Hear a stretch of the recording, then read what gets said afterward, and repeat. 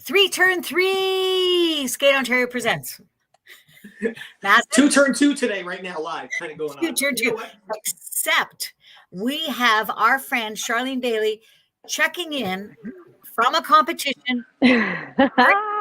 Elva, how are you, girls? Hello.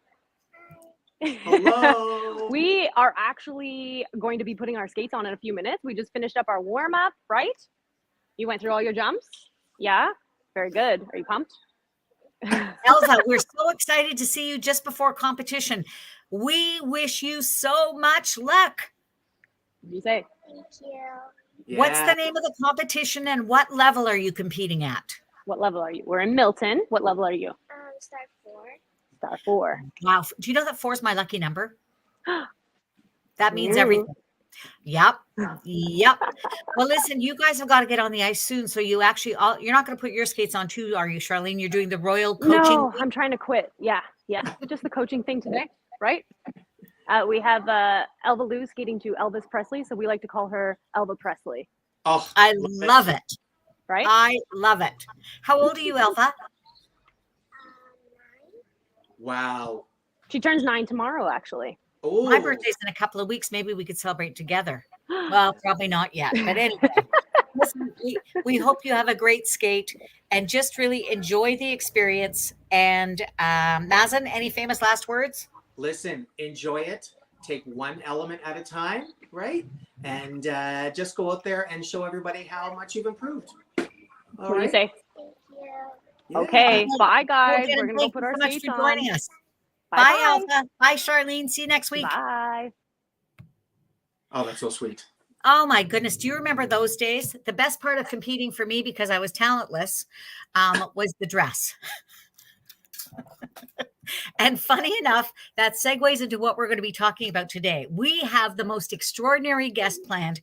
We're going to be talking to Astra Burka, who is from the world-renowned Burka family. Ellen Burka, her mom, the legendary coach, her sister, Petra Burka, amazing coach and mentor to all kinds of skaters, but also a bronze Olympic medalist and a world champion. So we are going to be talking about an online exhibit, which came out of Astra's, up here, and is called Boots and Blades. It's an online digital exhibit from the Bata Shoe Museum. So it's all about kind of the origins of skating. But before we do that, Mazen, what are we going to talk about? We're going to talk about Skate Ontario News as soon as I can figure out. Claire's been doing such a great job of backstage producing. I've forgotten where all the buttons are. Okay, Skate Ontario News. I was going to go to you, but it's actually my turn. Yeah. So standing by. We've got the Super Series. We want to congratulate all of the competitors who competed at Milton Winter Skate and the Thunder Bay Open. This wrapped up the Skate Ontario Super Series with the provincial championships that are coming up. Skate Ontario Provincial Championships are taking place March 24th to 27th at Iceland in Mississauga. We cannot wait to host this event for the first time in 2 years. Actually, when we think about it, I don't think we had provincials in 2020 either. So last time we had provincials was 2019. So we are going to be there 3 turn 3. So we want you to look for us. We want you to come and say hi, because we are so excited to be doing an extra show that is going to be coming from the provincial championships. More on that next week. Okay, March Break Opportunity Series. We are looking for people who don't know what to do with March Break next week. Well, we've got you covered. Skate Ontario is offering 5 online sessions with coaches and instructors from around the province from March 13th to 17th. To register for any of these sessions, go to skateontario.org opportunity-series, or just go to our website, skateontario.org, and you'll be good.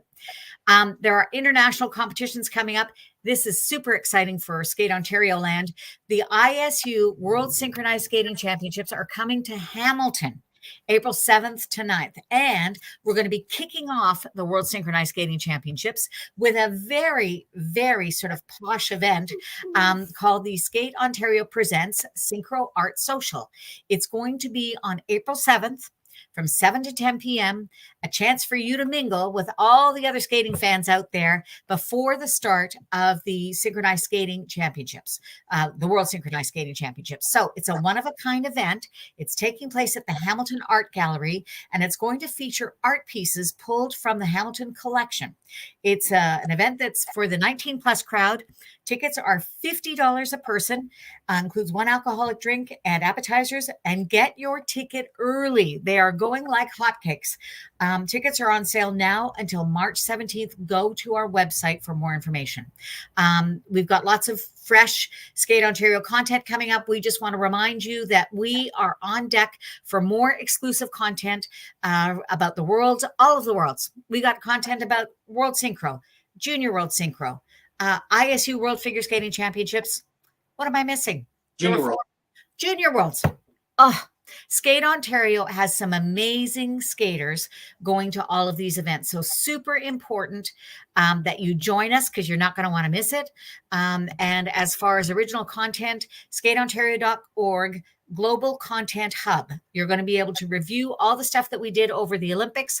Plus, it's where we're going to be posting blogs and letting you know about links to our 3x3 mini series. There's lots and lots coming up.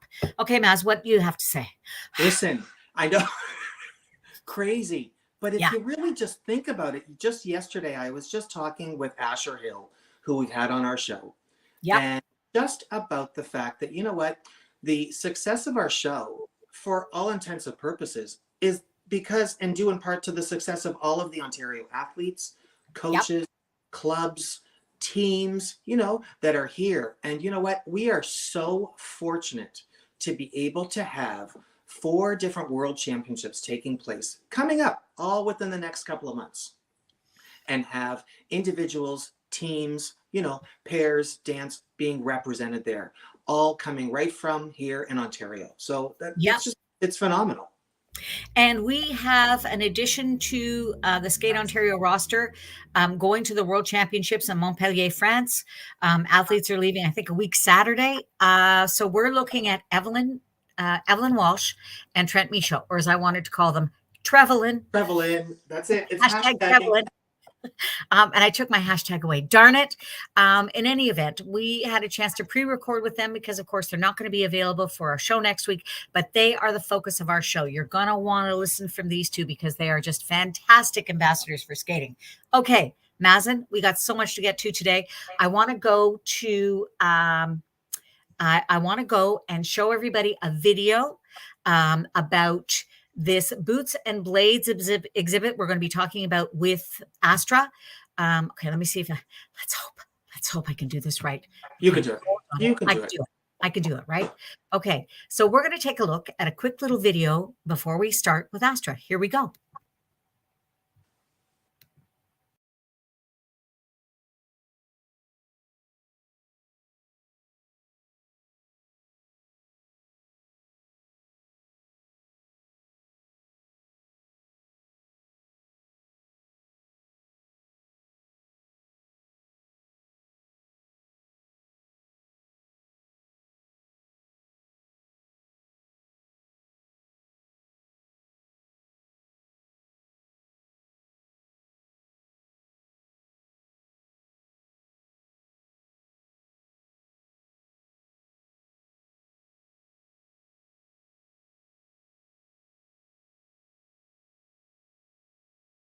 Easier if I add you back. What did you think?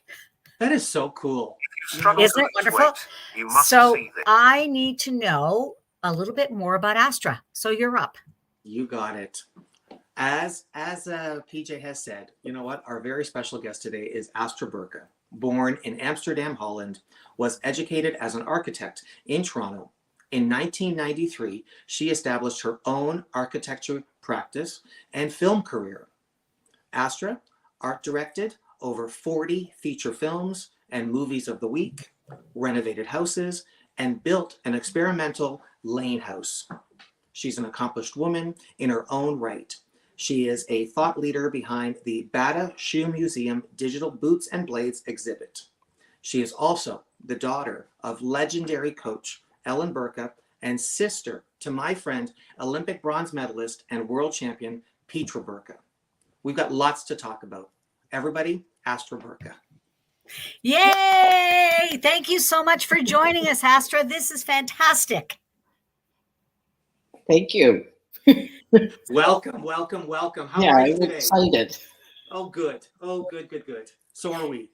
We are too. So, Mazen and I are skaters. You are as well. So this whole subject matter is very near and dear to our hearts. I'd love for you to walk through a little bit about the process, because this was a 2-year labor of love, and also the way that you stayed off the streets during the COVID epidemic. But that's a story for a different day. It was something that came up. I was hanging out with Carol Pixley, and we were just kind of talking about skating, and I asked Carol if she could go to Montreal with me to meet a web designer, because I had heard about this web designer. And so we drove to Montreal and met them, and then trying to get where could we get funding and how could we do it. And so I went to the Bata Shoe Museum and talked to Elizabeth Simmelhack, who's the creative director and partner of Bata Shoe Museums, and pitched the idea to her. And she said, fantastic, because it just so happened my sisters and my skates and my aunt's Dutch wooden skates were part of their collection, as well as Jamie Saleh and Peltier skates, and Brian Orsers and Beelman, Sonia Henney. So it was a perfect fit. And then they hooked me up with Susan Peterson, who's she's the what you call she was the project lead and the collections manager of the Bata Shoe Museum. And together we got the go-ahead through the Digital Museum of Canada, Musée Numérique Canada.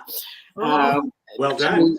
With a go on April the 1st, 2020. So yay, COVID just started and my brain could be working on something. So what was the most interesting, let's just say interesting little tidbit that you found, or what was the most fun for you to work on? Because we're going to look at one of the sections. It's divided into 7 chapters, 7 sections. So what was fun for you?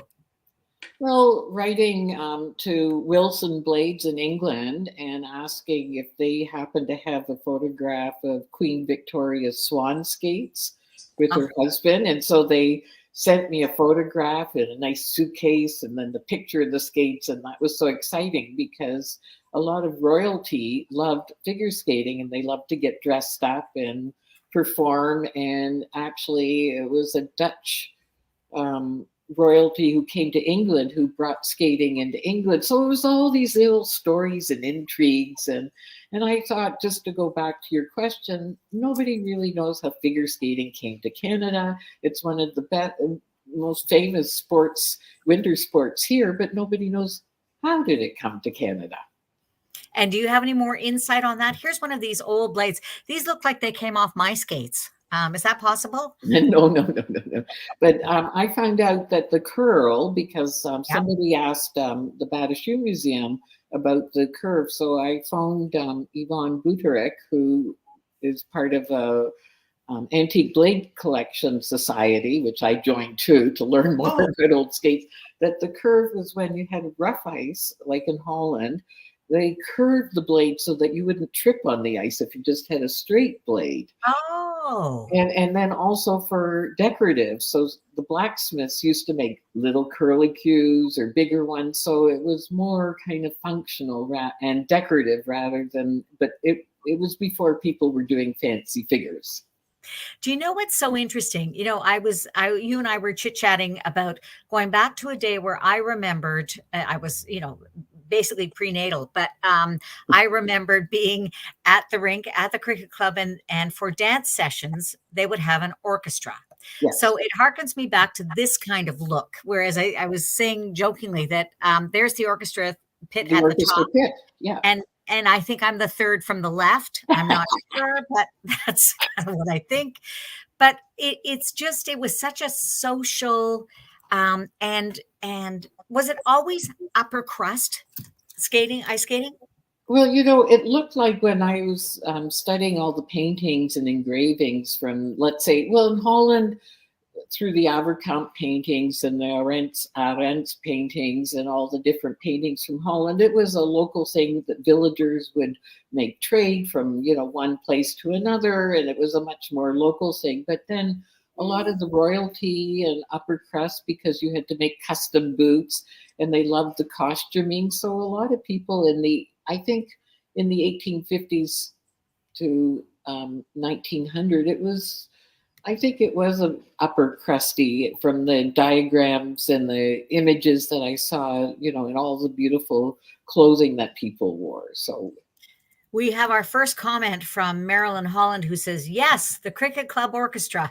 yeah, no, because they were called afternoon tea dances. That's right. And, That's and right. when people would get cards, and then you'd have the name, because they had them at the old Toronto Skating Club before it moved in 1957 to 59 to the Toronto Cricket Skating Curling Club, and they had the orchestras there too. But it was a very social thing, and I think there'll be a revival of dancing because people love it, and it could be something that, like ballroom dancing, they could have ice dancing, on Saturday afternoons with tea.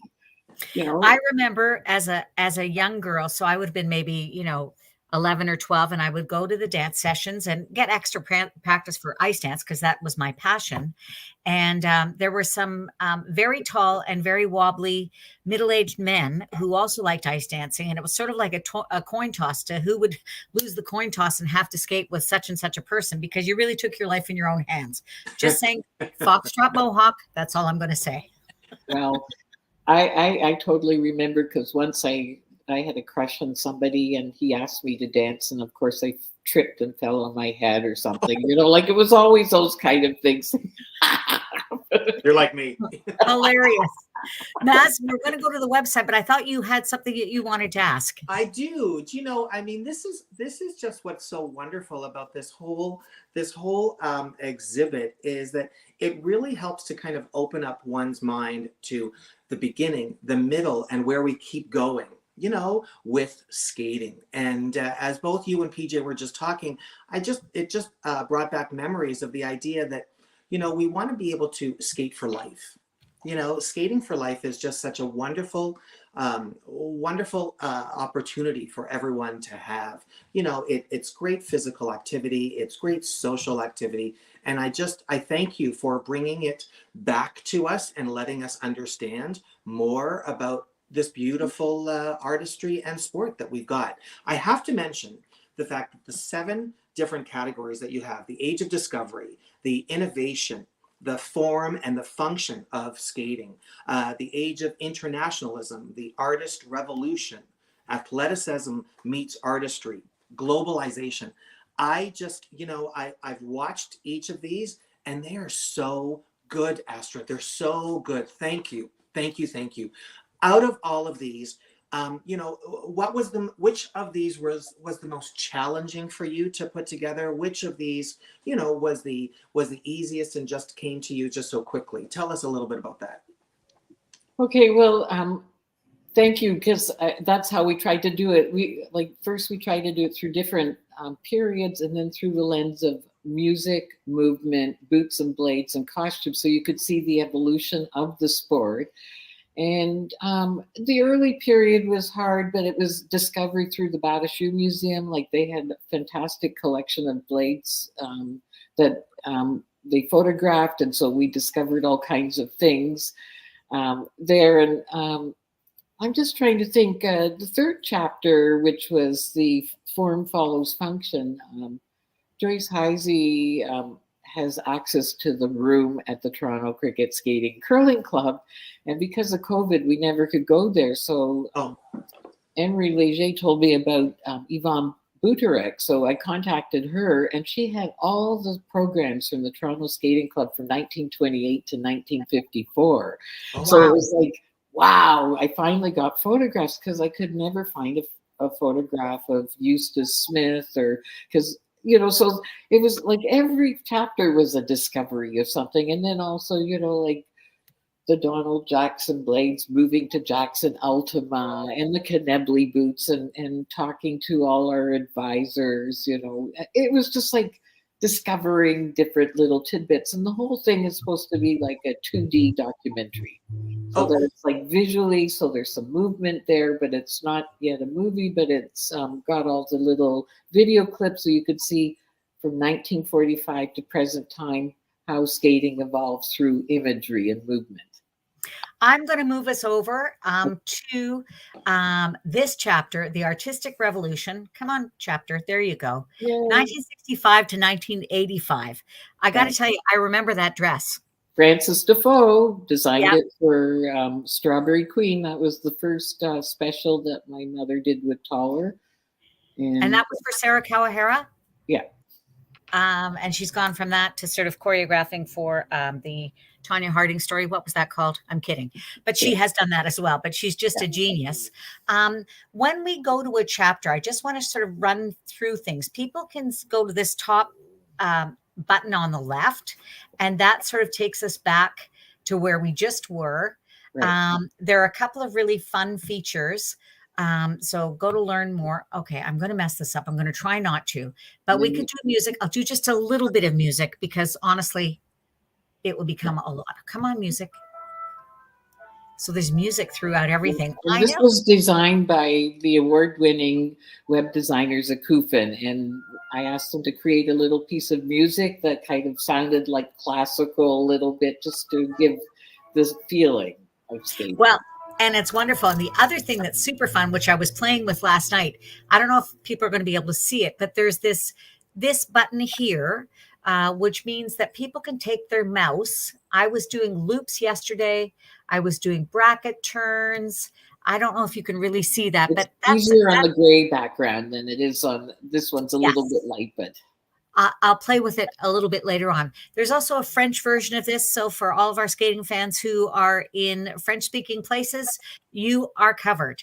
Now, let's take a look at the overview. So this picture, can you tell me about it? I'm going to get it into focus for people. Yeah. Oops. There we go. Come on. There we go. It was for, I believe, the Magic Planet, and I just saw the photograph because it was the Age of Artistry, because as my mother said, and I have it in the video there, that men only skated with their arms from like this, that they weren't allowed to raise their arms above their head. And you can see that in all the skaters at that time. It was all very stiff. And then mother said, Taller, I want you to lift your arm up. And so, like it became like, freedom for men, because at that time men were constrained to kind of a certain movement, and so Taller actually brought movement and joy to a sport that was constrained to kind of a certain code of ethics. Absolutely. And that's what's so great about this whole exhibit, Astra, is that there's something there for everyone. Yeah. There's something there for everyone. And the more I keep looking into this exhibit and researching and watching, I think that's what I hope that, you coming onto our show helps to just, indicate to everyone that there is something there for everyone. There's something there for the technicians that really want to understand more about the blades and the transformation from past to present, the artistry as well, and costuming. I think that's wonderful. Congratulations. Well, thank you. You hit the nail, because that's what the idea is. It's not it's not a precise anthology. It's like a curiosity site, so that you can then say, oh, I'm going to go and hang out with boots and blades, or I'm going to check out, a Kurt Browning video or a Barbara Ann Scott video, so you can go on YouTube, or you can go anywhere, or you can read a book, so because we even have a bibliography in the references of number of books that you can read. Wow. So, let's take a look at this quick video. Let's see if we recognize this person. Oh, wait, it's your sister, Peter Burka, world champion, 1965. This is on the site. Double axel, but what's the arm? That shows complete control to be able to vary the arm like that.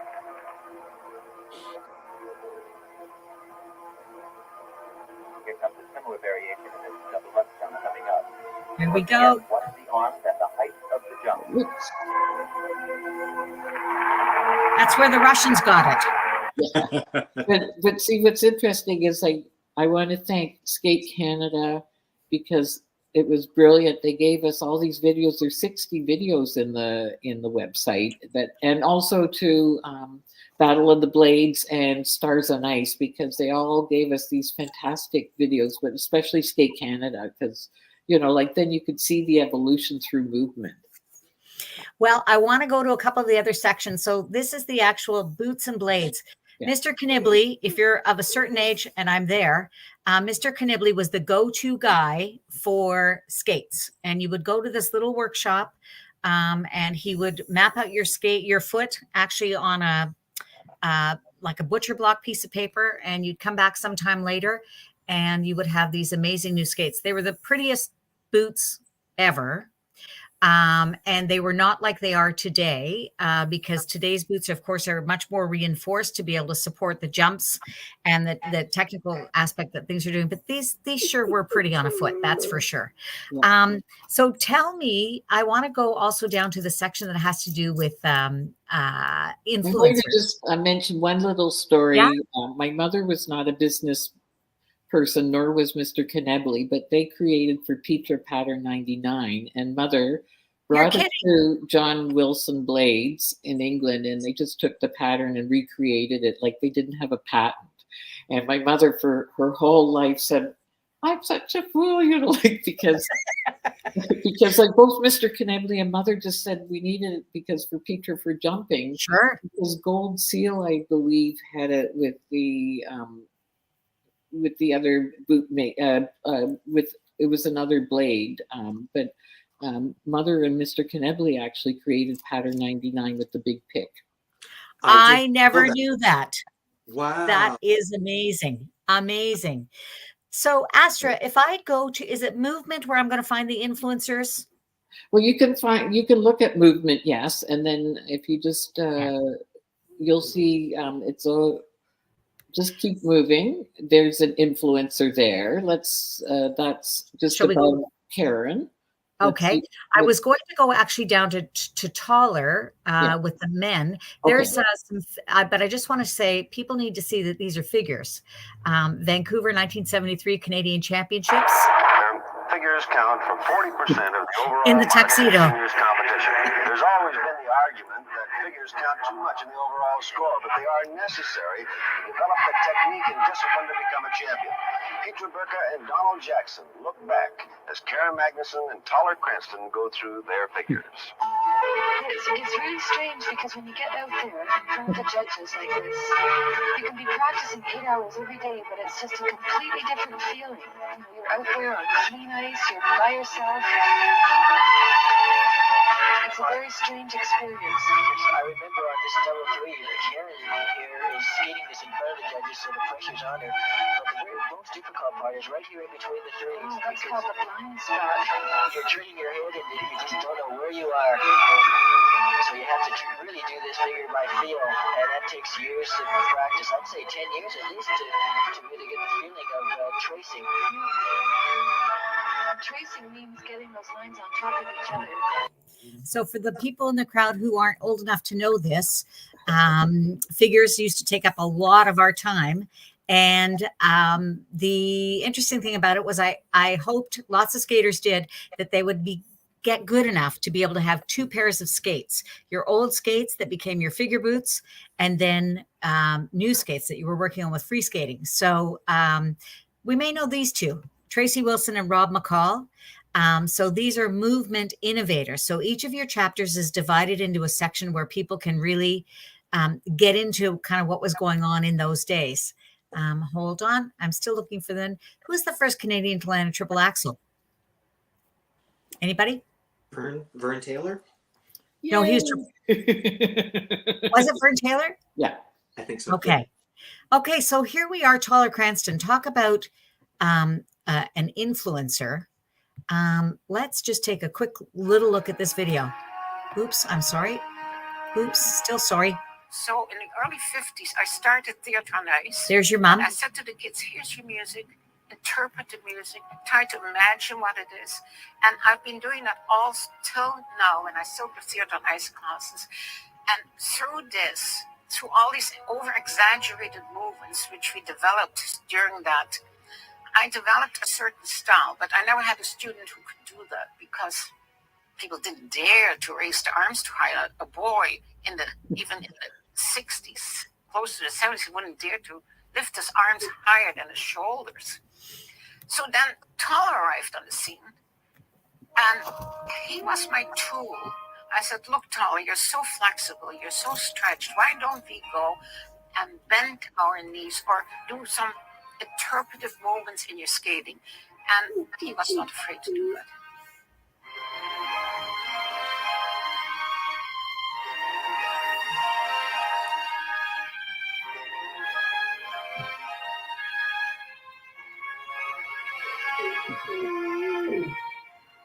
Later, when Tall became international, it was nearly taken over in Europe, all over the world, and a new style was born.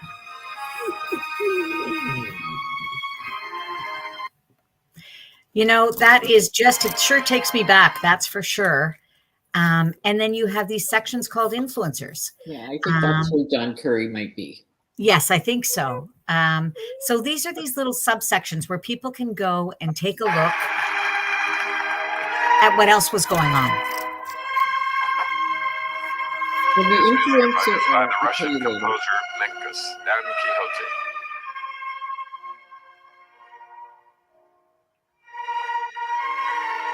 Look at the control here.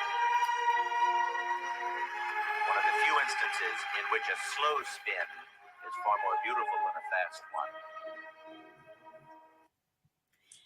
You know, with the influencers, basically they're non-Canadians who influence the sport to help, you know, so John Curry was there and it was the Protopopovs or Torval and Dean. So so that's what we try, Katerina Witt, like, so we try to disperse those through the different periods, like what were outside external influencers during the program, during the skating historical periods. If we move down to the coat hanger, Yeah. otherwise known as costumes, stretch fabrics. Who doesn't remember all of those really tight fabrics and the crazy beading that was so heavy? I remember when I was a little girl watching, it may have been Linda Carbonetto, and her dress must have weighed 15 pounds. I kid you not, between the crystals and it was like stunning. But I don't know how she was ever able to get anywhere to do anything. The costumes were really quite remarkable.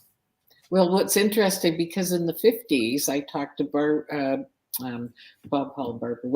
Wagner, and she was telling me that her mother would make a costume for Bob Paul would have a costume made out of gray wool, and then Barbara Wagner's mother would take the leftover fabric and make a dress for Barbara Wagner out of wool, and then they used gussets because they didn't have stretch material in those days. So, and I think Don Jackson was the first one to get a full jumpsuit made in Paris with his coach, Pierre Brunet. They brought him to Paris and he got his jumpsuit made. I think it was in 1958, 59. So it's kind of like, that's kind of another thing, as you were saying, Mazen, about how you can explore different things, you know, like. Which is just fantastic, because I think so many people, you know what, they need reminding.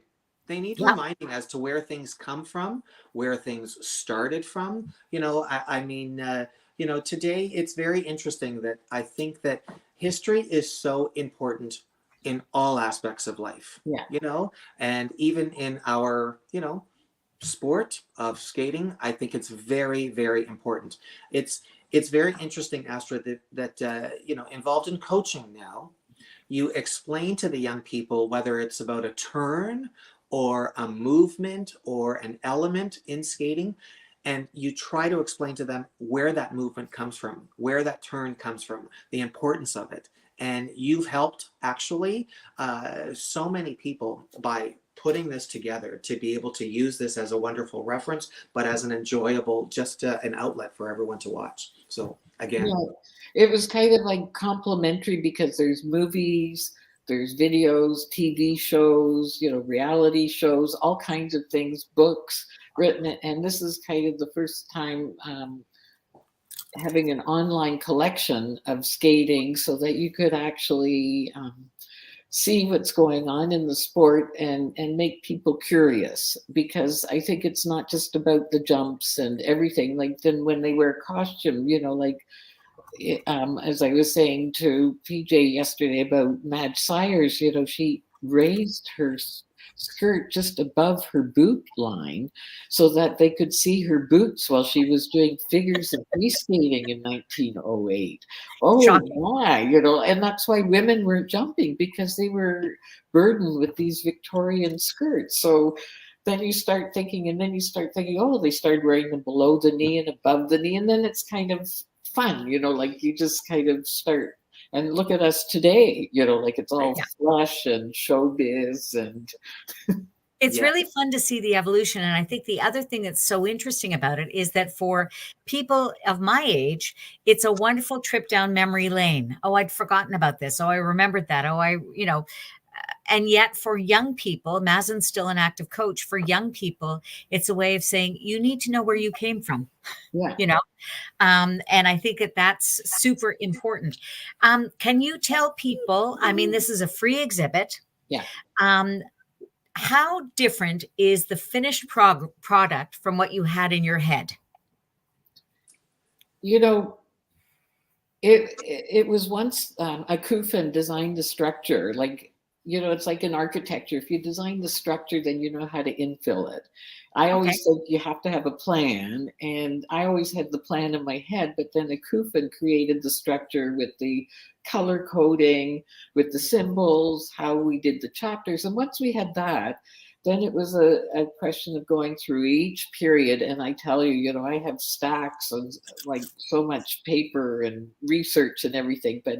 And it was kind of doing a kind of virtual museum during COVID by yourself and just talking virtually with other people was very lonely. But then, because we were like Suzanne and I were going to go to Ottawa, we were going to go to Montreal, we were going to go to Calgary, we were going to do all these trips, and then we ended up doing everything virtually, And so it kind of, the structure was there. So once you had the structure, it's like writing a book. Once you know what the chapters are going to be like, then it's the infill.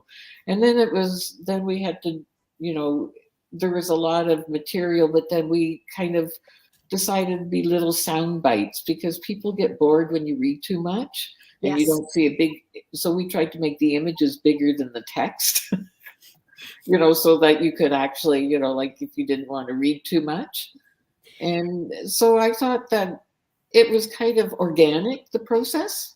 And everyone was like so fantastic. Like Sandra Bezic was fantastic, like Stars on Ice, Peter Sysom, he was fantastic. Everyone, and Shaw, like everyone was so generous with their talks. I'd phone Lewis and ask him, what were Barbara Underhill's skates? What skates did she skate on? They were, I think, love skates, like I didn't even know what love skates were, but then you find out, oh, my grandmother, had them, or, and so it was always like fun discovery, and we tried to have fun with it, so it wasn't kind of a bureaucratic Sturm und Drang type of.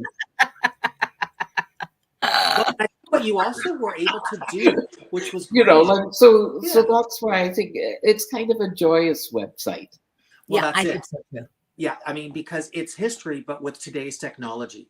Yeah. And just what you said, you're giving people little snippets, little tastes, little appetizers, to everything that really then helps the younger generation of people become more interested. It's just a little spark, to potentially add to a flame. And I totally agree with you, Mazen, because I think a lot of the younger generation who never, they've hooked into everything, like into iPads and Twitter, TikTok, Instagram, like they don't really, this kind of brings them back to a kind of a normal reality. Yeah, absolutely. Agreed. Totally You, agree. you know what else is great about it is that it's not something you can digest in a TikTok post or in a Twitter post. You know, I loves me my Twitter, don't get me wrong, Yeah. but this is something that, you know, I was playing with it last night. You and I were, you know, when we were having a chat, because we like each other, we were talking. But when we were having our online chat, we were fooling around with it. And there was lots of information to be had. And because it's so rich visually, you know, it's just a marvel. Is there going to be a part 2? I don't think so. I think it's like maybe, you know, like we're talking at the Bata Shoe Museum having an exhibit, and actually Nova Scotia with Star Manufacturing has a really fantastic exhibit of skates, you know, and maybe there'll be like a skate traveling show, and then maybe an educational component for children at school, because it's such a wonderful sport, and I think it should be open and also for the newcomers. Like, Yep. this was designed for the newcomers. Like, nobody knows about skating when you come from a tropical climate, and then Yep. all of a sudden you see this wonderful kind of strange sport. Because even and then going back to the old Dutch master paintings, because I discovered once when we were looking at just even a golf club in Oakville that they had a Dutch painting, because the Dutch invented golf with the golf sticks on ice, you Oh, know, and then they kind of more or less invented skates, you know, blades for traveling, and you know, so it's kind of, and then discovering how, you know, Champlain and all the settlers who came in, and then, you know, like, and then how they brought their blades from England and France, and people started watching, you know, so it's kind of like, and how do, and you know, I don't really know exactly how everything started in Canada, but it's a good starting point. Someone can maybe go and research that part. So that's what, it's an opportunity for learning more, and you can go off and do your own projects. Well, what you've also created, Astra, is a legacy, a yeah. legacy of the sport, the artistry of figure skating. And I And that think that part's it will be a wonderful. reference. It'll be a reference for, you know, I mean, for infinity. Honestly, And it's really this way. This website is in honor of my late mother, Ellen Burka, because she loved figure skating, and I still have all her old scrapbooks from the 30s where she cut out all the different skaters, and it was just, it's so it was kind of done for her, you know, like in the back of my head. oh, that's nice. Do you know, it's always wonderful to know who your audience is, even if it's just the audience that you're creating for in your head. It's amazing. Listen, we want to thank you so much for joining us today. If people, again, want to enjoy the exhibit, it's free and it's basically open. So you just need to go to this website, which is bootsandblades.ca, and you can look at all of this content. And you know what? It's all content that is available to English and French speakers, and also to families. So if you've got a little one that's starting to skate, this would be a fun place for them to go to see just what has come before them. And just, as I said, it's just another website to explore. So Astra Burka, honestly, you are a force of nature. We want to thank you so much for joining us. This has been fantastic. Okay, Thank folks, you. you are Thank welcome. you. So, Astra, you know what? Please, you know what? Thank you so much. You know, we are so happy, and you know, that you were able to join us. And please give your sister a great big hug for me. I will do that. And don't forget, everybody, we are going to be back next week with Evelyn and Trent for another episode of 3 Turn 3 at the regular time, 10 a.m. And for all of us, which is basically just Mazen and me, here for 3 Turn 3. And Charlene, who's competing with a little skater. That's it. Bye for now.